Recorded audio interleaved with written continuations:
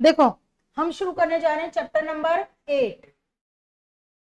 Chapter 8 journal, आपकी life का सबसे इंपॉर्टेंट चैप्टर, आपकी लाइफ का सबसे इंपॉर्टेंट चैप्टर, समझ में आ रही है ना। और आपके फर्स्ट टर्म का सबसे डिफिकल्ट चैप्टर, राइट। आपकी लाइफ का सबसे इंपॉर्टेंट चैप्टर और आपके फर्स्ट टर्म का सबसे डिफिकल्ट चैप्टर, राइट। ऐसा नहीं है समझ में नहीं आएगा, लेकिन आपको ध्यान से पढ़ना पड़ेगा। बच्चों अकाउंट्स में दो चीज होती है, एक होती है डेबिट, क्या होती है, और एक होती है क्रेडिट, क्या होती है। डेबिट को हम डिनोट करते हैं डीआर से, किससे, और क्रेडिट को हम डिनोट करते हैं सीआर से। समझ में आ रही है बात, ये नहीं आ रही है, क्लियर हो रहा है। जैसे आप लोग निकनेम से बुलाते हो ना, निकनेम से, जैसे अपने वाले को बुलाते हो सोना बाबू, ऐसे छोटे छोटे नामों से बुलाते हैं ना, निकनेम से बुलाते हो ना, इसलिए इसका निकनेम क्या है डीआर और इसका निकनेम क्या है सीआर। डेबिट का मतलब होता है बच्चों लेफ्ट साइड।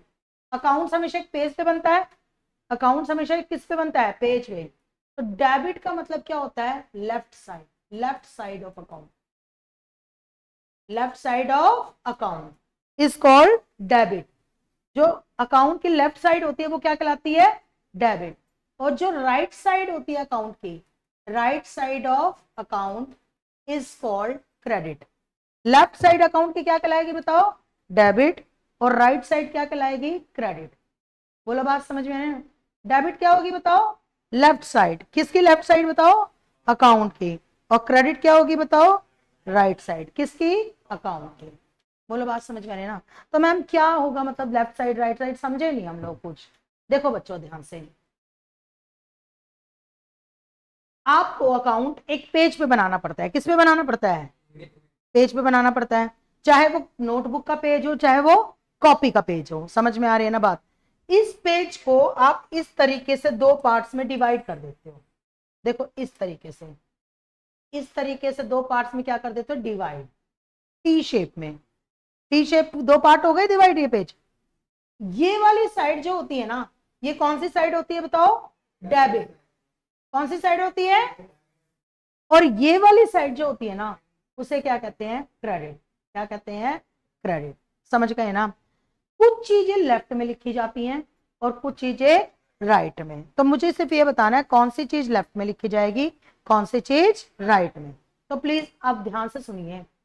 अगर एसेट, क्या, एसेट इंक्रीज होती है, क्या होती है, तो वो डेबिट साइड में लिखी जाती है।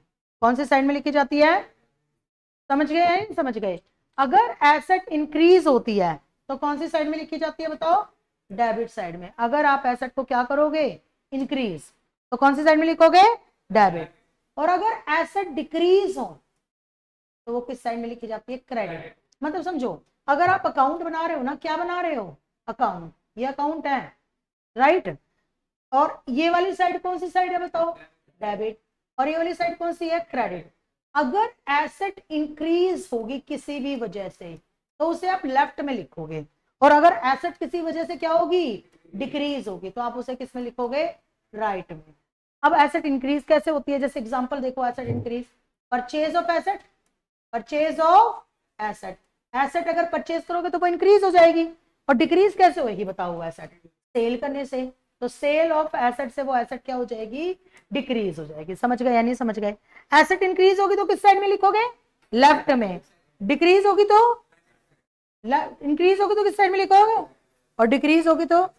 अच्छा एक बात बताओ, अब एक एग्जांपल बताती हूँ मैं। डेप्रिशिएशन लगे एसेट पे, एसेट पे क्या लगे, एसेट की वैल्यू कम होना। डेप्रिशिएशन लगने से एसेट क्या हो रही है, डिक्रीज हो रही है, तो वो किस साइड में लिखेगी, राइट साइड। किस नाम से, डेप्रिशिएशन ऑन एसेट। समझ गए ना। भाई एक बात बताओ, एसेट बढ़ जाएगी तो लेफ्ट में आके बैठ जाएगी, और एसेट घट जाएगी तो राइट में आके बैठ जाएगी। समझ में आया। जो एसेट के लिए होता है ना, वही बेटा सेम टू सेम आपका एक्सपेंस के लिए होता है। किसके लिए होता है बताओ, एक्सपेंस के लिए। क्या रूल होता है एक्सपेंस के लिए भी, एक्सपेंस के लिए भी सेम रूल है। इंक्रीज होगे तो डेबिट साइड में, और डिक्रीज होगी तो क्रेडिट साइड में। समझो मेरी बात, समझो प्लीज ध्यान से सुनना। अगर हम एक्सपेंस की बात करें, किसकी बात करें, एक्सपेंस की, इंक्रीज होगी तो किस साइड में, डेबिट में। इंक्रीज होगा तो किस साइड में, डेबिट में। समझ गए नहीं समझ गए? और डिक्रीज होगी तो किस साइड में? क्रेडिट में। अब बताओ एक्सपेंस इंक्रीज किस कारण होता है, डिक्रीज किस कारण होता है? अगर हम गुड्स खरीदते जाए, परचेज ऑफ गुड्स, मतलब समझो अगर मेरी स्टेशनरी की शॉप है तो मैं स्टेशनरी खरीदती जाऊं तो मेरा खर्चा बढ़ेगा। पहले दिन 1 लाख की खरीद लाई, 1 लाख का खर्चा हो गया। अगले दिन फिर 1 लाख की खरीद लाई, 2 लाख का खर्चा हो गया। अगले दिन फिर 1 लाख की खरीद लाई, 3 लाख का खर्चा हो गया। अगले दिन फिर 1 लाख की खरीद लाई, 4 लाख का खर्चा होगा। लेकिन उस 4 लाख में से अगर 50,000 की मैंने क्या कर दी? वापस। तो मैंने परचेज रिटर्न कर दी, क्योंकि 50,000 की इसलिए वापस कर दी क्योंकि वो मुझे माल पसंद नहीं आया। तो वो क्या हो गई बताओ? डिक्रीज हो गई। क्या हो गई वो? डिक्रीज। तो किस साइड में आएगा? क्रेडिट साइड में। समझो मेरी बात समझो। जब मैं स्टेशनरी खरीदती जाती हूँ मेरा खर्चा बढ़ता जाता है, लेकिन उस स्टेशनरी में से कुछ माल मैंने क्या कर दिया? वापस कर दिया। तो मेरा खर्चा क्या हो गया? कम हो गया। समझो मेरी बात समझो। मैं तुम्हें पढ़ाने के लिए नोट्स खरीद रही हूँ। क्या खरीद रही हूँ? नोट्स। तो मैंने पहले दिन 1,000 रुपए के खरीदे, मेरा खर्चा कितने का हो गया? 1,000 का। फिर 1,000 के खरीदे, खर्चा कितने का हो गया? 1,000 का। फिर 1,000 के और खरीदे, खर्चा कितने का हो गया? 1,000 का। फिर 1,000 के और खरीदे, खर्चा कितने का हो गया? 4,000 का। बढ़ता चला गया, लेकिन उसमें से 200 रुपए का माल मैंने क्या कर दिया? वापस। तो मेरा खर्चा क्या हो गया? कम हो गया। समझ में आ रही ना? तो खरीदने से खर्चा बढ़ता है और फिर खरीदा हुआ वापस कर दे तो खर्चा क्या हो जाता है? कम हो जाता है। समझ में आ रही? तो एसेट और एक्सपेंस का रूल याद हुआ? क्या रूल होता है एसेट और एक्सपेंस का?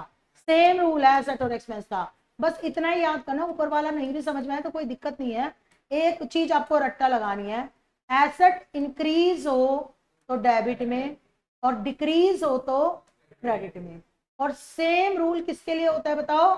एक्सपेंस के लिए। सेम रूल किसके लिए होता है? तो एक्सपेंस के लिए भी क्या रूल होता है बताओ? इंक्रीज हो तो डेबिट में और डिक्रीज हो तो क्रेडिट में। एसेट के लिए क्या रूल होगा? इंक्रीज हो तो डेबिट में, डिक्रीज हो तो क्रेडिट में। डेबिट मतलब लेफ्ट, डेबिट अलग चीज है और डेटर अलग चीज है। डेटर मतलब जिसको माल बेचा है और डेबिट मतलब लेफ्ट साइड और क्रेडिट मतलब राइट साइड। क्रेडिट मतलब कौन सी साइड? Right side. समझ में आ रही है ना बच्चों? डेबिट का मतलब क्या हो गया? Left side. और राइट क्रेडिट का मतलब क्या हो गया? अब आगे चलिए, आगे सुनिए। एसेट और लायबिलिटी समझ में आई?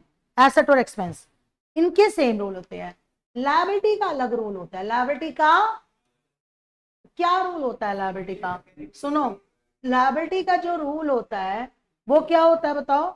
इंक्रीज हो तो क्रेडिट, इंक्रीज हो तो क्रेडिट और डिक्रीज हो तो डेबिट, डिक्रीज हो तो डेबिट। समझ गए ना? इंक्रीज हो तो क्रेडिट और डिक्रीज हो तो डेबिट। जैसे मैं आपको बताती हूँ, अगर हमने एक लाइन अकाउंट बनाया, क्या बनाया? अकाउंट। आपको पता है लेफ्ट वाली साइड कौन सी है? डेबिट। हाँ जी ठीक है। राइट वाली साइड कौन सी है? क्रेडिट। लायबिलिटी का इंक्रीज इस साइड आता है और डिक्रीज इस साइड आता है। अच्छा एक बात बताओ, लायबिलिटी किस कारण बढ़ती है? लोन लेने से। किस कारण बढ़ती है? लोन लेने से। तो अगर आप लोन लोगे तो इस साइड लोगे, समझ गए? और अगर उसी लोन की क्या कर दो? रीपेमेंट। लोन की क्या कर दो? रीपेमेंट। तो लायबिलिटी कम हो जाती है, तो किस साइड आएगा? Debit side. समझ में आ रही है ना बच्चों? तो लायबिलिटी बढ़ेगी तो किस साइड में? क्रेडिट में। और घटेगी तो किस साइड में? लायबिलिटी बढ़ेगी तो किस साइड में? लायबिलिटी बढ़ती किस कारण है बताओ? लोन लेने से। और घटती किस कारण है? जो लायबिलिटी का रूल है ना, वही आपका किसका रूल है बताओ? रिवेन्यू का। किसका रूल है? रिवेन्यू का भी रूल सेम है। लायबिलिटी और रिवेन्यू का रूल क्या है बताओ? सेम है। क्या रूल है रिवेन्यू का बताओ? इंक्रीज नहीं, इंक्रीज हो तो क्रेडिट और डिक्रीज हो तो डेबिट। रिवेन्यू का मतलब इनकम होता है, समझ गए ना? मतलब रिवेन्यू का भी सेम रूल है। क्या रूल है बताओ? इंक्रीज हो तो क्रेडिट, क्रेडिट ना, ये क्रेडिट है और ये डेबिट है। और डिक्रीज हो तो डेबिट। अच्छा एक बात बताओ मैम, रिवेन्यू किस कारण बढ़ता है? सुनिए ध्यान से। रिवेन्यू अगर हम सेल करते जाएंगे माल को तो रिवेन्यू बढ़ता जाएगा। 1 लाख का माल बेचा तो 1 लाख का रिवेन्यू हो गया, फिर 1 लाख का और बेचा 2 लाख का रिवेन्यू हो गया, फिर 1 लाख का और बेचा 3 लाख का रिवेन्यू हो गया। रिवेन्यू बढ़ता चला जाएगा। और अगर उसी में से माल क्या कर दिया जाए? वापस सेल्स रिटर्न हो जाए, क्या हो जाए? तो आपका रिवेन्यू क्या हो जाएगा? कम हो जाएगा। देखो ना मेरी बात समझो, मैं सामान बेचती चली जाऊंगी तो मेरा रिवेन्यू बढ़ता चला जाएगा। एक दुकान पे मोबाइल रखे हैं, दिन में 10 मोबाइल बिक गए तो रिवेन्यू बढ़ रहा है ना। पहला मोबाइल बिकने पे रिवेन्यू आया, दूसरा मोबाइल बिकने पे रिवेन्यू आया, तीसरा मोबाइल बिकने पे रिवेन्यू आया, चौथा मोबाइल बिकने पे रिवेन्यू आया। लेकिन 4 में से 1 मोबाइल क्या आ गए? वापस। तो रेवेन्यू क्या हो गया बताओ, कम हो गया। तो रेवेन्यू का भी सेम रूल है कि इंक्रीज हो तो क्रेडिट और डिक्रीज हो तो डेबिट। जो रेवेन्यू का रूल होता है ना, वही आपका रूल कैपिटल का होता है। किसका होता है? कैपिटल का। कैपिटल का भी सेम रूल है। क्या रूल है कैपिटल का? इंक्रीज हो तो क्रेडिट और डिक्रीज हो तो डेबिट। क्रेडिट मतलब राइट साइड और डेबिट मतलब लेफ्ट साइड। प्लीज मेरी बात सुनिए, ये मान लिया एक अकाउंट है, ये कैपिटल का अकाउंट है। कैपिटल इंक्रीज होगी तो कौन सी साइड में आएगी? Credit side. और डिक्रीज होगी तो किस साइड में आएगी? Debit side. कैपिटल डिक्रीज होगी तो क्रेडिट साइड में और डिक्रीज होगी तो डेबिट साइड में। समझ में आ रही है ना? कैपिटल बढ़ती कैसे है? कैपिटल लाने से। कैपिटल लाते रहो, कैपिटल बढ़ती रहेगी। तो कैपिटल इंट्रोड्यूस क्रेडिट साइड में लिखा जाएगा, है ना। और कैपिटल घटती किस कारण? अगर बिजनेस से बंदा पैसा निकाले जाए तो ड्रॉइंग से कैपिटल कम हो जाती है। बिजनेस बंदा, देखो ना मेरी बात सुनो, जब बिजनेस में बंदा पैसे लाता है तो उसे क्या कहते हैं? Capital introduce. और जब निकाल के ले जाता है तो उसे क्या कहते हैं? ड्रॉइंग। मैं ऑनर हूं, मैं कौन हूं? ओनर। ओनर जब इस बिजनेस में पैसे लाएगा तो उसे क्या कहेंगे? Capital introduce. तो उससे कैपिटल बढ़ेगी, है ना। और इस बिजनेस से पैसे निकाल ले जाएगा तो उसे क्या कहेंगे? ड्रॉइंग। उससे कैपिटल घटेगी। तो कैपिटल बढ़ती किस कारण है बताओ? इंट्रोड्यूस से। कैपिटल बढ़ती किस कारण है? बढ़ती किस कारण है? कैपिटल इंट्रोड्यूस से। और घटती किस कारण है? ड्रॉइंग से। कैपिटल बढ़ती किस कारण है और घटती किस कारण है? तो बढ़ेगी तो क्रेडिट में और घटेगी तो डेबिट में। मैम बहुत कंफ्यूजन हो गया, बहुत ज्यादा कंफ्यूजन हो गया, हमें समझ में नहीं आया आपने क्या किया। देखो बच्चों, एसेट और एक्सपेंस दोनों का सेम रूल है। देखो एसेट खरीदने में भी पैसे जाते हैं और खर्चे करने में भी पैसे जाते हैं। तो एसेट और एक्सपेंस में पैसे जाते हैं, तो एसेट और एक्सपेंस में एसेट खरीदोगे तो भी पैसे जाते हैं और खर्चे करोगे तो भी पैसे जाते हैं। दोनों का इसलिए सेम रूल है। इंक्रीज हो तो कौन सी साइड में? डेबिट। और डिक्रीज हो तो कौन सी साइड में? क्रेडिट। किसका सेम रूल है बताओ? एसेट का और एक्सपेंस का। किसका सेम रूल है बताओ? एसेट का और एक्सपेंस का। क्या रूल है? डिक्रीज हो तो क्रेडिट। और कैपिटल आता है ओनर बिजनेस में तो पैसे आते हैं, कैपिटल से पैसे, राइट। अगर लायबिलिटी ले, लोन ले तो भी पैसे आते हैं और रेवेन्यू से भी पैसे आते हैं। तो इनका सेम रूल है। इनका क्या रूल है बताओ? इंक्रीज हो तो क्रेडिट और डिक्रीज हो तो डेबिट। बच्चों इतना ही तो याद रखना है। बात समझ में आ रही है ना? एसेट का और एक्सपेंस का सेम रूल है और कैपिटल और लायबिलिटी और रेवेन्यू का सेम रूल है। समझ में आ गई बात? ये नहीं है। एसेट बताओ, इंक्रीज हो तो डेबिट, डिक्रीज हो तो, और एक्सपेंस का भी। अच्छा एक बताऊं, मैं बताऊं एक अच्छा सा आइडिया। ए और ई क्या है? वोवल। क्या है? तो वोवल में इंक्रीज हो तो डेबिट और डिक्रीज हो तो क्रेडिट। सी, एल और आर ये वोवल नहीं है तो इनके लिए क्या रूल होगा? है ना, इंक्रीज हो तो क्रेडिट और डिक्रीज हो तो डेबिट। मतलब जो वोवल से शुरू हो रहे हैं, जो किससे शुरू हो रहे हैं, उनके लिए क्या रूल होगा? और जो वोवल से शुरू नहीं हो रहे, किससे शुरू हो रहे हैं? कांस्टेंट से, उसके लिए इंक्रीज हो तो क्रेडिट और डिक्रीज हो तो डेबिट। समझ गए या नहीं समझ गए? ऐसे रट्टा मार लो भाई, सी भी वोवल नहीं है, एल भी वोवल नहीं है, आर भी वोवल नहीं है। क्लियर हो गई ना? तो वोवल से जो शुरू हो रहे हैं उनका सेम रूल है और जो वोवल से शुरू नहीं हो रहे हैं उनका सेम रूल है। ओके, क्लियर हो गई? Right, okay. तो अगर इन रूल को इकट्ठा करके मैं एक क्वेश्चन कराऊं, वैसे तो मैंने चैप्टर नंबर 8 कराना है पर थोड़ा सा प्रैक्टिस के लिए मैं चैप्टर नंबर 6 का क्वेश्चन कराना चाह रही हूँ ताकि आपको इंक्रीज डिक्रीज थोड़ा सा क्या हो जाए, याद। फिर उसके बाद जनरल आपका बहुत आसान हो जाएगा। एक बार आपको समझ में आ गया ना इंक्रीज डिक्रीज, तो जनरल आपके लिए बिल्कुल लड्डू चैप्टर है। फिर तो एसेट और एक्सपेंस क्या रूल है?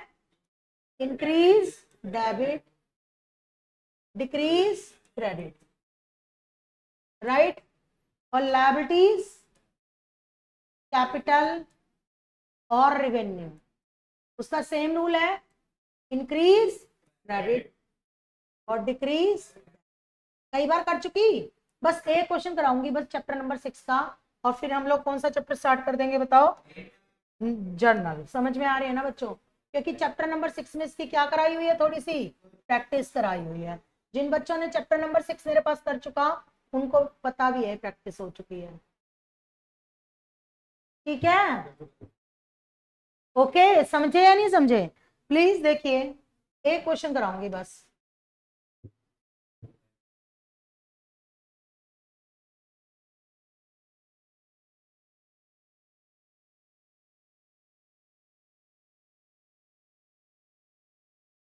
आ गया, ये रहा चैप्टर नंबर 6। एक क्वेश्चन कराऊंगी।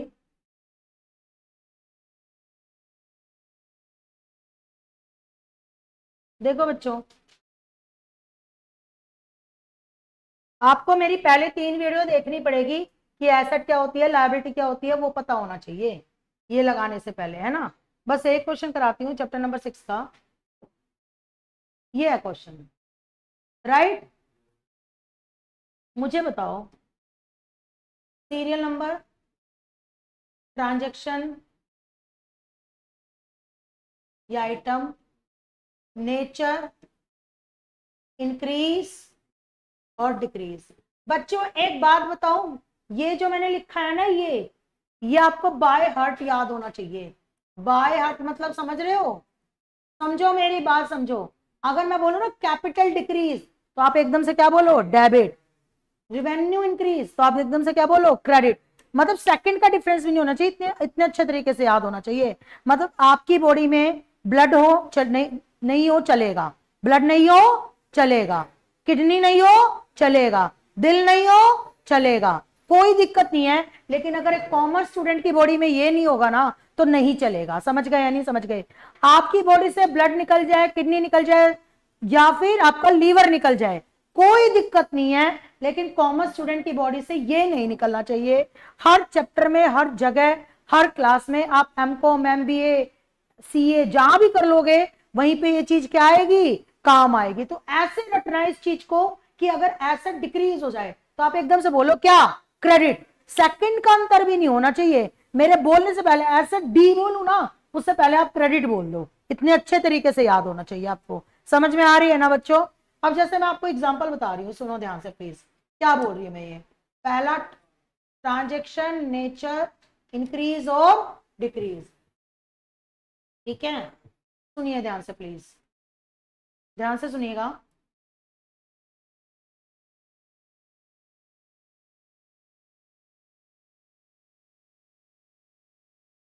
सबसे पहले क्या दे रखा है बताओ?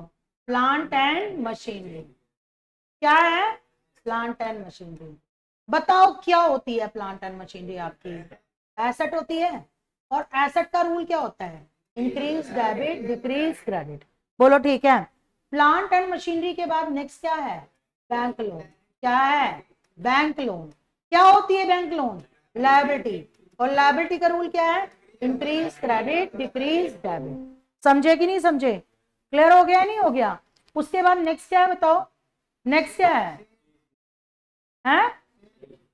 सेल्स। सेल्स क्या होता है बताओ? रिवेन्यू। सेल्स क्या होता है? रिवेन्यू का रूल क्या है बताओ? इंक्रीज हो तो क्रेडिट, डिक्रीज हो तो डेबिट। सेल्स के बाद क्या है? रेंट। ये नहीं बताया कि पेड है, ये रिसीव है, तो हम इसे क्या मानेंगे? पेड। इसका क्या रूल? एक्सपेंस। क्या रूल होता है? इंक्रीज तो क्रेडिट, डिक्रीज हो तो क्रेडिट। बोलो ठीक है। रेंट पेड के बाद क्या है? Discount receive. क्या होता है डिस्काउंट रिसीव? रिवेन्यू। क्या रूल है रिवेन्यू का? इंक्रीज हो तो क्रेडिट, डिक्रीज हो तो डेबिट। फिर उसके बाद क्या है डिस्काउंट रिसीव के बाद? Carries inward. क्या है? Carries inward. क्या होता है ये? एक्सपेंस। क्या रूल होता है एक्सपेंस का? इंक्रीज हो तो डेबिट, डिक्रीज हो तो क्रेडिट। फिर कैरीज आउटवर्ड। क्या है कैरीज आउटवर्ड? एक्सपेंस है। एक्सपेंस का क्या रूल होता है? इंक्रीज हो तो डेबिट, डिक्रीज हो तो क्रेडिट। फिर क्या है? परचेज। क्या है आपका? परचेज। परचेज भी क्या है आपका? एक्सपेंस। परचेज भी क्या है आपका? प्लीज देखिए, परचेज क्या है आपका? एक्सपेंस। हाँ जी ठीक है। क्या रूल होता है एक्सपेंस का? इंक्रीज हो तो डेबिट, डिक्रीज हो तो क्रेडिट। बोलो बात समझ में आ रही है ना? राइट। परचेज के बाद नेक्स्ट क्या है? Bills payable. क्या है? क्या होती है बिल्स पेबल? लायबिलिटी। क्या होती है बिल्स पेबल? लायबिलिटी। क्या रूल होता है लायबिलिटी का? इंक्रीज हो तो क्रेडिट, डिक्रीज हो तो डेबिट। अगर आपको ये नहीं पता क्या क्या होता है तो फिर मेरी पिछली 3 वीडियो देखो, उसमें मैंने एसेट, रेवेन्यू और लायबिलिटी और एक्सपेंस का क्या बता रखा है, मीनिंग बता रखा है। समझ में आ रही है ना बच्चों? फिर उसके बाद बिल्स पेबल के बाद क्या है? वेजेस। क्या है? एक्सपेंस। क्या रूल होता है? इंक्रीज तो डेबिट, डिक्रीज तो क्रेडिट। फिर उसके बाद क्या है बताओ बिल्स पेबल के बाद? Advance income. क्या होती है एडवांस इनकम? लायबिलिटी। क्या होती है? लायबिलिटी। क्या रूल होता है लायबिलिटी का?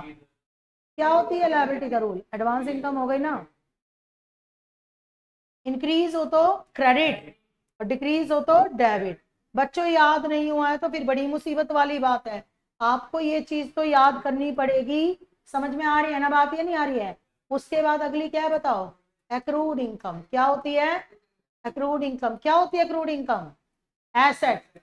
इनकम कमा ली, रिसीव होनी, इंक्रीज तो डेबिट, डिक्रीज तो क्रेडिट। गुडविल क्या होती है? एसेट। इंक्रीज तो डेबिट, डिक्रीज तो क्रेडिट। फर्नीचर भी क्या होती है? एसेट। इंक्रीज तो डेबिट, डिक्रीज तो क्रेडिट। आउटस्टैंडिंग लायबिलिटी क्या होती है? लायबिलिटी। इंक्रीज तो क्रेडिट, डिक्रीज तो डेबिट। और कैपिटल भी इंक्रीज तो क्रेडिट, डिक्रीज तो डेबिट। इजी। समझ में आ रही है बच्चे, नहीं आ रही है? ये वाली पूरी कहानी है। ये समझ में आया पूरा का पूरा? ओके, इसमें कोई डाउट है? अब इसको जनरल में कैसे फिर होते हैं, सुनना जनरल में कैसे फिर होते हैं। अब आ जाओ अपने जनरल के चैप्टर में। बेसिक फंडे खत्म हो गए, आपको रूल याद हो गए। एसेट और एक्सपेंस के साथ क्या होगा? डिक्रीज हो तो क्रेडिट। और लायबिलिटी और कैपिटल और रेवेन्यू के साथ क्या होगा? इंक्रीज हो तो क्रेडिट, डिक्रीज हो तो डेबिट। समझ गए या नहीं समझ गए? अब इसको कैसे याद करेंगे, समझो मेरी बात सुनो। Owner started business with cash. Business किससे स्टार्ट हुआ? कैश से। कैश से ना। डबल एंट्री बुक कीपिंग में हर एक चीज के कितने इफेक्ट होते हैं? 2। कितने इफेक्ट होते हैं? सुनना ध्यान से। अगर ओनर ने बिजनेस स्टार्ट किया क्या लगा के? कैसा। तो बिजनेस के पास एक तो पैसा आया, बिजनेस के पास क्या आया, और दूसरा बिजनेस के पास क्या आई? कैपिटल। क्या आई? बिजनेस के पास क्या आया? पैसा। और दूसरा बिजनेस के पास क्या आई? कैपिटल। क्योंकि जब भी ओनर बिजनेस के में पैसे लगाता है तो बिजनेस के पास कैश आता है और बिजनेस के पास क्या आती है? कैपिटल। कैश हमारी क्या होती है? Asset, right. और कैपिटल तो हमारी क्या होती है? कैपिटल। अब बताओ, एसेट बढ़ती है तो क्या होता है? डेबिट। और कैपिटल बढ़ती है तो क्या होता है? क्रेडिट। ये बात समझ में आई? कैश बढ़ा, कैपिटल बढ़ी। कैश बढ़ा तो एसेट बढ़ी, और कैपिटल बढ़ी तो कैपिटल बढ़ी। अब एसेट बढ़ती है तो डेबिट होता है और कैपिटल बढ़ती है तो क्रेडिट। अभी याद करवा के आई हूं। अब इसको जर्नल में कैसे डालेंगे बच्चों? जर्नल में पता है इसको कैसे डालेंगे? प्लीज देखो जर्नल में कैसे डालेंगे। जर्नल में कैसे डालेंगे? Cash account debit. Cash account के आगे क्या लिख देंगे? डेबिट। और जो क्रेडिट हो रहा है ना उसके आगे लिख देंगे टू कैपिटल अकाउंट। टू थोड़ा सा आगे से लिखते हैं, यहां से नहीं लिखते टू, मतलब थोड़ा सा स्पेस छोड़ के यहां से लिखते हैं। समझ में आ रही है ना बच्चों? और मान लिया उन्होंने बिजनेस लगाया 1 लाख रुपए लगा के, तो इसके आगे अमाउंट लिख देंगे कितनी? 1 लाख। समझ में आया या नहीं समझ में आया? क्लियर हो गई? अगर हम इसको फॉर्मेट में डालें, अगर हम इसको क्या डालें? फॉर्मेट में, तो इसका फॉर्मेट क्या होगा? प्लीज ध्यान से सुनिए, इसका फॉर्मेट क्या होगा। 1-2 क्वेश्चन में फॉर्मेट बताऊंगी, फिर फॉर्मेट नहीं बताऊंगी। Serial number, particular, LF, debit और क्रेडिट, ये फॉर्मेट होगा इसका। Serial number, particular, LF, debit और क्रेडिट। क्या एंट्री बनी थी इसकी बताओ? Cash account debit. Cash account debit, और जो क्रेडिट होता है ना उसके आगे क्या लगा देते हैं? टू। अकाउंट के नीचे से टू लिखना शुरू करते हैं और टू कैपिटल अकाउंट। समझ गए या नहीं समझ गए? आप देख रहे हो इसका पहला अक्षर क्या आ रहा है? कैपिटल में। कैश का सी कैपिटल में, ए सी का ए कैपिटल में, टी का टी कैपिटल में, कैपिटल का सी कैपिटल में और अकाउंट का ए कैपिटल में। इवन अकाउंट का तो ए भी कैपिटल में और सी भी कैपिटल में, समझ गए ना। तो जो भी इसके अंदर अमाउंट लिखेंगे ना, इसका पहला वर्ड किस में लिखेंगे, कैपिटल में। तो cash account debit to capital account कितने से, डेबिट में कितना 1 लाख और क्रेडिट में कितना 1 लाख, ये इसको लिखने का तरीका होता है। समझ में आ रही है ना बच्चों। ओनर ने क्या शुरू किया बताओ, बिजनेस, क्या लगा के, कैश बढ़ा और साथ में क्या बढ़ी, कैपिटल। कैश बढ़ा तो क्या बढ़ी, एसेट। कैश बढ़ा तो क्या बढ़ी, बोलो ठीक है। अच्छा अब सुनो, अगर इसी की उल्टी एंट्री देखो, drawing made in cash, drawing made in cash. Owner ने बिजनेस से पैसा निकाल लिया, ओनर ने बिजनेस से पैसा, ड्रॉइंग कैसे की बताओ, मेड इन कैश। ओनर ने बिजनेस में पैसा निकाल लिया, तो बताओ क्या होगा, बताओ क्या होगा, बताओ। ड्रॉइंग बढ़ेगी, बिजनेस से पैसा निकालना क्या होता है, ड्रॉइंग। बिजनेस से पैसा निकालना क्या होता है, और ड्रॉइंग बढ़ेगी तो कैपिटल क्या होगी, कम, क्योंकि जब कैपिटल आया था तो कैपिटल बढ़ी थी, अब कैपिटल क्या हो जाएगी, कम। ड्रॉइंग बढ़ जाएगी, जैसे जैसे ओनर बिजनेस से पैसा निकालता जाएगा क्या बढ़ती जाएगी, ड्रॉइंग। और ड्रॉइंग बढ़ती जाएगी तो क्या कम हो जाएगी, कैपिटल, कैपिटल कम हो जाएगी। और दूसरी तरफ बिजनेस से पैसा निकालना क्या होता है, कैश निकाला, कैश निकालना तो क्या कम हो जाएगी, एसेट। अब कैपिटल कम हो जाएगी तो क्या होता है, डेबिट, क्योंकि कैपिटल बढ़ने पे क्रेडिट होती है, कम होने पे डेबिट। जो बढ़ रहा है उसके आगे प्लस लगा रही हूँ, और जो घट रहा है उसके आगे क्या लगा रही हूँ, माइनस। प्लस का मतलब बढ़ रहा है और माइनस का मतलब घट रहा है। ओनर का बिजनेस से पैसा निकालना क्या होता है, ड्रॉइंग। ड्रॉइंग बढ़ेगी, जैसे जैसे वो बिजनेस से पैसा निकाल जाएगा उसकी ड्रॉइंग बढ़ती जाएगी, ड्रॉइंग बढ़ती जाएगी तो कैपिटल क्या होती जाएगी, कम। और दूसरी तरफ कैश भी कम होता जाएगा, क्या कम हो जाता जाएगा, कैश। तो अब इसकी जनरल क्या बनेगी बताओ, क्या बनेगी। अगर उन्होंने 20,000 रुपए निकाले, कितने रुपए निकाले बिजनेस से, तो फॉर्मेट तो वही होगा, फॉर्मेट मैं अब नहीं बनाऊंगी, फॉर्मेट यही होगा। पहला column serial number, particular, LF, debit और क्रेडिट। पहला कॉलम किसका, serial number, particular, LF, debit और क्रेडिट। अब इसने ड्राइंग की है तो क्या एंट्री होगी बताओ, drawing account debit, drawing account debit to cash account. समझ गए या नहीं समझ गए। तो ये कोई निराला चैप्टर नहीं है, ये 6 चैप्टर ही है देखा जाए तो। बस 6 चैप्टर में एक जगह का प्रभाव देखते थे और यहाँ पे 2 जगह का वेक्टर है। समझ में आ रही है ना बच्चों। तो ओनर ने बिजनेस में पैसा लगा के बिजनेस स्टार्ट किया तो क्या एंट्री होगी, cash account debit to capital account. और ड्राइंग की तो एंट्री क्या होगी, drawing account debit to cash. Ma'am अभी भी क्लियर नहीं हुआ, चलो एक और देखते हैं। बैंक लोन टेकन, क्या ले लिया, क्या ले लिया। अब जब हम बैंक से लोन लेते हैं तो बैंक कभी भी हमें कैश नहीं देता, बैंक हमारे खाते में डाल देता है पैसे। बैंक किस में डाल देता है, खाते में। हमारे खाते में डाला तो बैंक का बैलेंस बढ़ गया, बैंक का क्या बढ़ गया, उसने हमारे खाते में पैसे डाल दिए, बैंक का बैलेंस बढ़ गया तो हमारी क्या बढ़ गई, एसेट। बोलो ठीक है। और दूसरी तरफ बैंक से लोन लेना हमारा क्या होता है, कर्जा। तो क्या बढ़ गया बताओ, बैंक लोन, क्या बढ़ गया, और बैंक लोन बढ़ गई तो क्या बढ़ गई, लायबिलिटी। अब एसेट बढ़ती है तो क्या होता है, डेबिट, और लायबिलिटी बढ़ती है तो क्या होगा, क्रेडिट। तो क्या एंट्री पास होगी बताओ, bank account debit, bank debit, bank debit to bank loan, to bank loan. समझ गए, bank account debit to bank loan.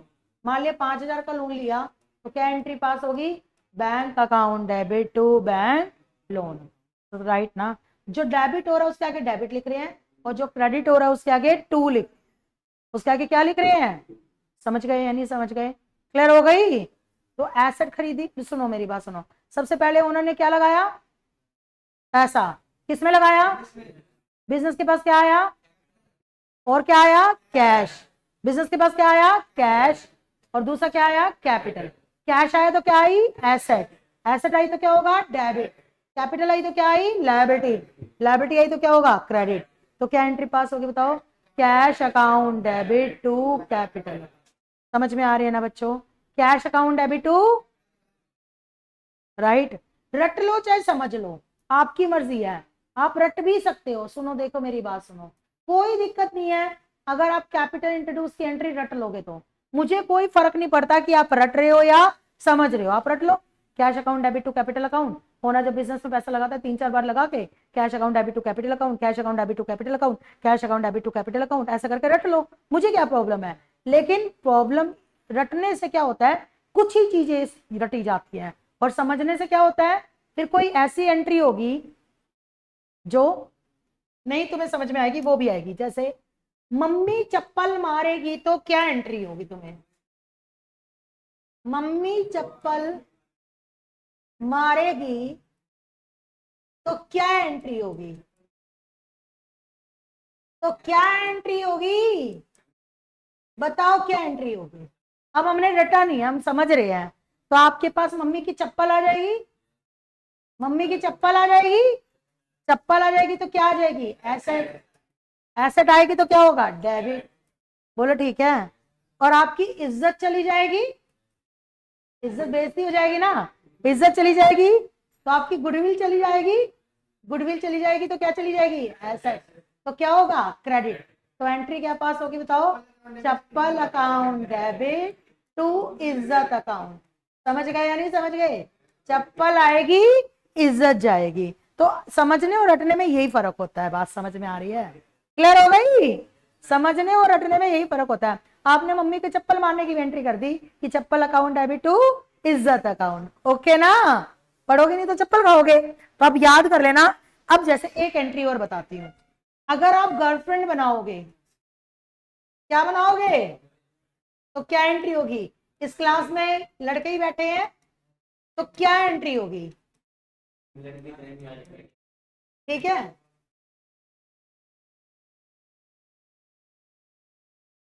सुनो, गर्लफ्रेंड आएगी, गर्लफ्रेंड आपका एक तरीके का क्या होता है, एक्सपेंस। वाई, क्योंकि उसके मोबाइल पे रिचार्ज कराना पड़ता है ना, उसको मूवी दिखानी पड़ती है, राइट, ओके। तो ये सारे खर्चे होते हैं उसके लिए, तो वो एक तरीके का खर्चा है, सिरदर्द है, तो उसको क्या करोगे बताओ, डेबिट। क्या करोगे उसको, डेबिट, खर्चे को डेबिट करोगे। और आपकी जेब से क्या जाएगा, कैश, कैश जाएगा तो क्या जाएगी, एसेट, और क्या होगा, क्रेडिट। तो क्या एंट्री पास होगी बताओ, girlfriend account debit cash account, girlfriend account debit to cash account. समझ गए या नहीं समझ गए। तो जर्नल एंट्री तो आप किसी भी चीज की बना सकते हो, क्लियर हो गया नहीं हो गया, राइट ना। और इनके नीचे नरेशन भी लिखी जाती है, क्या लिखी जाती है, नरेशन, बीइंग करके। मैं बताती हूँ कैसे लिखी जाती है नरेशन। जैसे ओनर ने बिजनेस स्टार्ट किया तो नरेशन होगी, being started business with cash. Owner ने बिजनेस स्टार्ट किया तो being started business with cash.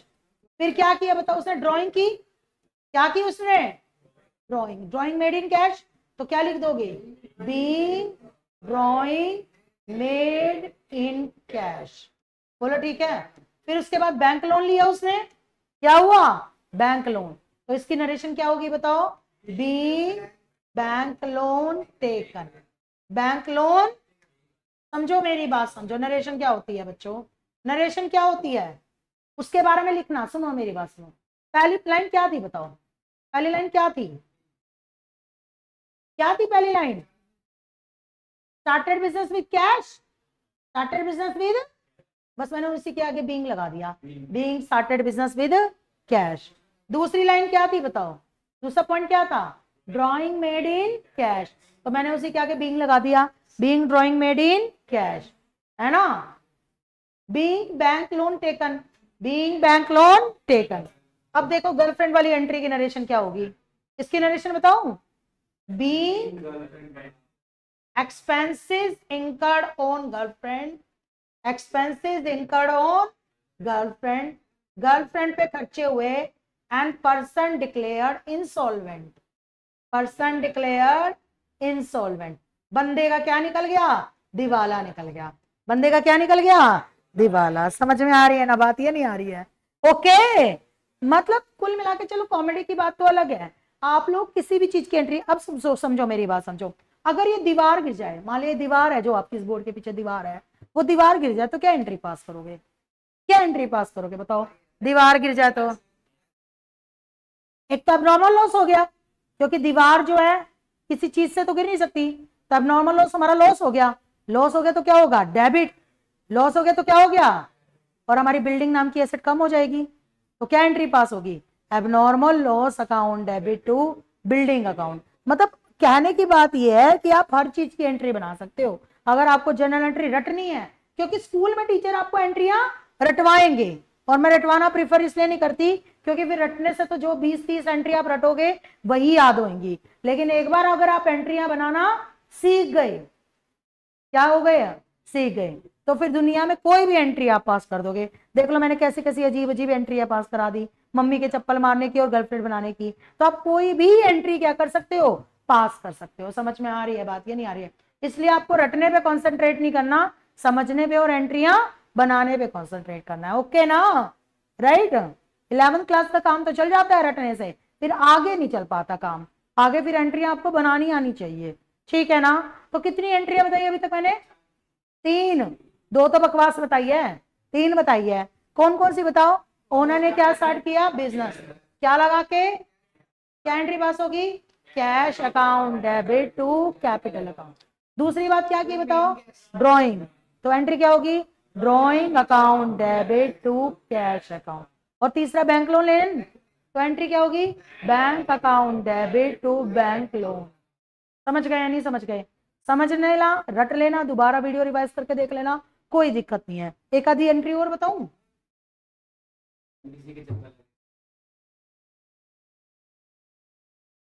हमने तो कोरोना की एंट्रियां भी बना दी थी। समझ में आ रही है, कोरोना आता है तो क्या क्या होता है, क्या क्या आया क्या क्या गया, समझ में आ रही है। किसी भी चीज की एंट्री बन सकती है। Asset purchase in cash, asset purchase in cash, तो क्या होगा बताओ, एसेट बढ़ेगा, एसेट बढ़ेगा और कैश क्या होगा, कम। कैश कम होगा तो एंट्री भी क्या, एसेट ही कम होगी। बोलो ठीक है। तो एसेट बढ़ेगा तो डेबिट, कैश कम होगा तो क्रेडिट, तो एंट्री क्या होगी बताओ, एसेट अकाउंट कैश। समझ में आ रही है ना। जैसे अगर बिल्डिंग खरीदोगे तो क्या एंट्री पास होगी, बिल्डिंग अकाउंट, समझ रहे हो ना। मशीनरी खरीदोगे तो क्या एंट्री पास होगी, machinery account debit to cash account. समझ में आ रही है। और फर्नीचर खरीदोगे तो क्या एंट्री पास होगी, furniture account debit to cash. समझ गए, जो भी चीज खरीदोगे वो अकाउंट क्या हो जाएगा, डेबिट और टू कैश अकाउंट। क्लियर हो गई। Asset purchase in cash, building खरीदोगे तो क्या एंट्री होगी, building account debit to, machinery खरीदोगे तो, फर्नीचर खरीदोगे तो, व्हीकल खरीदोगे तो, जो भी खरीदोगे उसका अकाउंट क्या हो जाएगा, डेबिट और टू कैश। क्लियर हो गई ना। आसान है, आसान है तो बढ़िया बात है। अगर आसान लग रहा है तो, अगर ये आसान लग रहा है तो फिर आपको कोई भी चैप्टर मुश्किल नहीं लगेगा। सारे चैप्टर इस चैप्टर से आसान चैप्टर है। समझ में आ रही है ना। और चैप्टर नंबर 8 के बाद के चैप्टर है ना जो लेजर है, इतना आसान है। इस चैप्टर से आसान 9वां चैप्टर है, उससे आसान 10वां चैप्टर है, उससे आसान 11वां चैप्टर है। मतलब अब आगे चैप्टर आसान ही है आपके, ये सबसे डिफिकल्ट चैप्टर है। आपको बात समझ, आपके सिलेबस का सबसे डिफिकल्ट और सबसे टाइम कंज्यूमिंग चैप्टर है ये, सबसे ज्यादा। ये चैप्टर खत्म हो गया तो फर्स्ट टर्म पूरा खत्म हो गया। बाकी लेजर तो 1-2-1.5 क्लास में खत्म हो जाएगा, फिर उसके बाद कैश बुक 2-3 क्लास में खत्म हो जाएगी। बाकी कुछ नहीं है किसी चैप्टर में। इस चैप्टर को प्लीज रेगुलर आके मन लगा के अच्छे से कंप्लीट कर लो, राइट ना। ओके।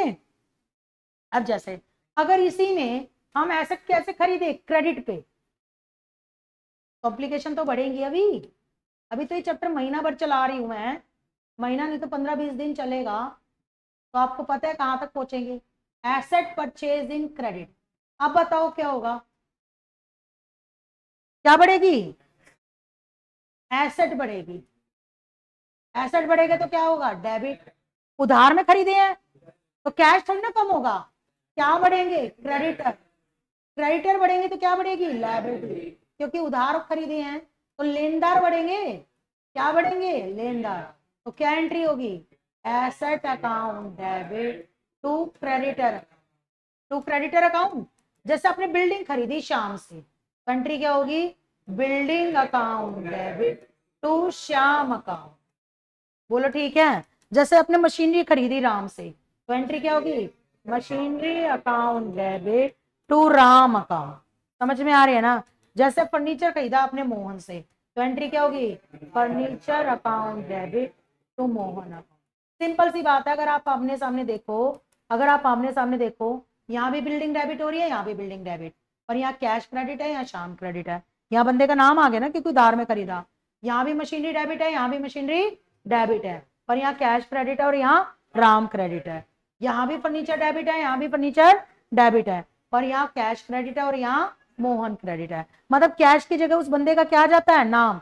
और डेफिनेटली ये बात सच भी है, जब आप किसी से उधार खरीदते हो तो आपको नाम लिखना पड़ता है। सुनो मेरी बात सुनो, आप पड़ोस में परचून की दुकान पे जाते हो, आप उससे 2 किलो आटा 2 किलो चावल नगद ले लो, तो क्या वो आपका नाम पूछेगा, नहीं। लेकिन अगर वही 2 किलो आटा 2 किलो चावल आप उधार में ले लो, कैसे ले लो, तो वो आपका नाम भी पूछ लेगा और आपके घर का एड्रेस भी पूछ लेगा। समझ में आ रही है ना बच्चों। तो सिंपल सी बात है, जब आप कोई पेमेंट कैश करते हो, कैश में कुछ भी खरीदते बेचते हो, तो बंदे का नाम नहीं आता। हमें कोई मतलब नहीं, हमने राम से खरीदा, हमने श्याम से खरीदा या हमने मोहन से खरीदा, लेकिन वही चीज हमने उधार में खरीदी तो हमें मतलब पड़ गया कि हमने श्याम से खरीदा, हमने राम से खरीदा या हमने मोहन से खरीदा। समझ में आ रही है ना। जब भी आप उधार खरीदते बेचते हो तो बंदे का नाम आता है, और जब भी आप नगद खरीदते बेचते हो तो बंदे का नाम नहीं आता। समझ में आ रही है बात, ये नहीं आ रही है। तो अभी तक कितनी एंट्री बता दी मैंने, 5। कितनी एंट्री बता दी। पहली एंट्री क्या थी, ओनर ने बिजनेस स्टार्ट किया, एंट्री क्या हुई, cash account debit to capital account. दूसरी बात क्या की, ड्रॉइंग, तो क्या एंट्री हुई, drawing account debit to cash account. तीसरी एंट्री क्या थी, बैंक लोन, तो एंट्री क्या हुई, bank account debit to bank loan. फिर एसेट खरीदी नगद में, तो एंट्री क्या हुई, asset account debit to cash account. और वही एसेट उधार में खरीदी, तो asset account debit to creditor account. अब मेरी वजह से आप चाहिए एंट्री क्या कर लो, याद कर लो, मुझे कोई मतलब नहीं है।